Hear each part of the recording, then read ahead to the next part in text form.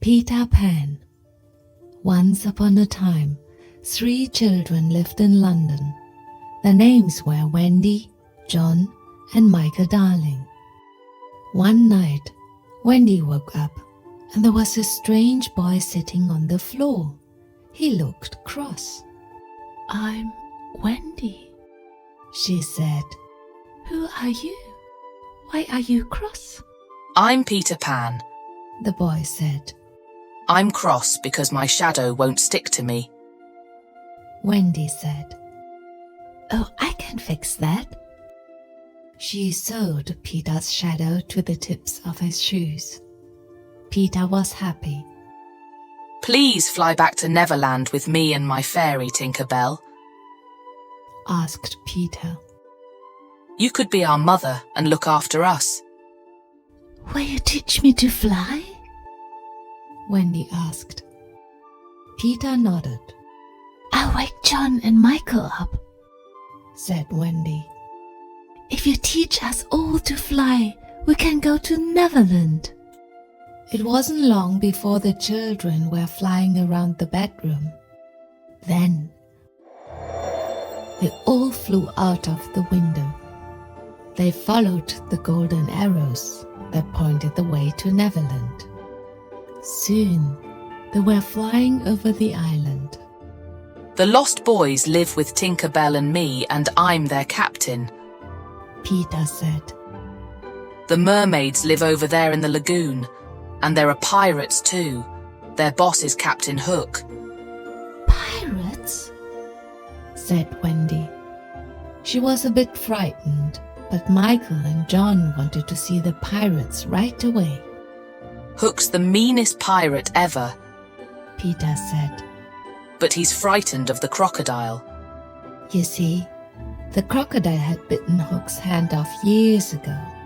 It liked the taste so much that it followed him, hoping for more. But the crocodile had swallowed a clock, and the warned Hook when the crocodile was nearby. "Oh dear," said Wendy. "I'm not sure I want to stay in Neverland after all." Peter took Wendy, John, and Michael to his house in the woods. They went in through a secret door. When the lost boys saw Wendy, they shouted, "Will you be our mother?" "But I'm only a little girl," said Wendy. The lost boys looked sad, so she said, "Oh, all right. I do my best." That night, Wendy tucked the boys into bed and told them a story. One day, Peter and the children went exploring near the mermaid's lagoon. Suddenly, Peter yelled. "Pirates, hide!" The boys ran away, and Peter and Wendy hid.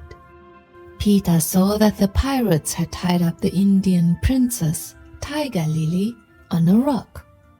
Peter had to save her.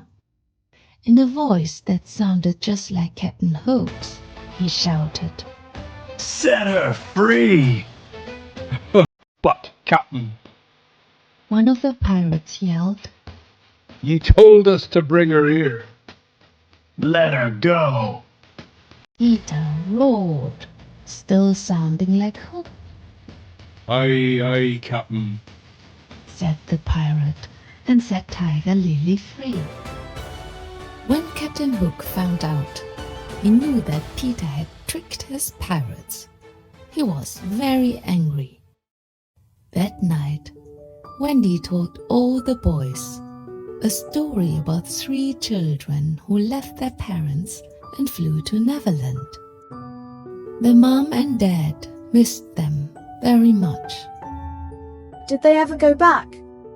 A lost boy asked. "Yes," said Wendy. "They flew home to their mommy and daddy, and everyone was happy."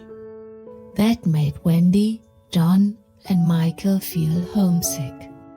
They decided to fly home the next morning. "If you come back with us," Wendy told the lost boys.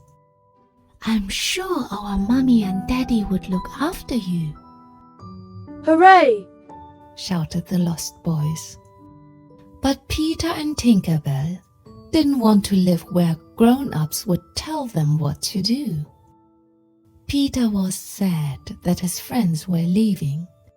He asked Tinkerbell to guide them home. Early the next morning, Tinkerbell and the children left Peter's house. But Captain Hook's pirates were hiding nearby. They captured all the children, tied them up, and took them to the pirates' ship. Tinkerbell flew back to tell Peter what had happened. On the pirates' ship, Captain Hook asked. Who wants to be a pirate? The boys shook their heads. Make them walk the plank. Shouted Hook. The boys tried to look brave, but they were afraid. Suddenly, they heard the of the crocodile. Now it was Captain Hook's turn to be afraid. But the was Peter, pretending to be the crocodile. He flew onto the ship and shouted, I've got you now. Hook! Captain Hook jumped up and swung at Peter with his sword. But he missed and fell right into the sea. The crocodile was waiting for him. And that was the end of Captain Hook. Then Peter and Tinkerbell set off for London with Wendy and all the boys. Wendy's mummy and daddy were very happy to see their children again. They hugged Wendy, John, and Michael and said they would look after all the lost boys. But Peter said, I'm going to stay in Neverland where I never have to grow up. Goodbye, Peter. We'll miss you. everyone said. So Peter Pan and Tinkerbell waved goodbye and flew home to Neverland. The end.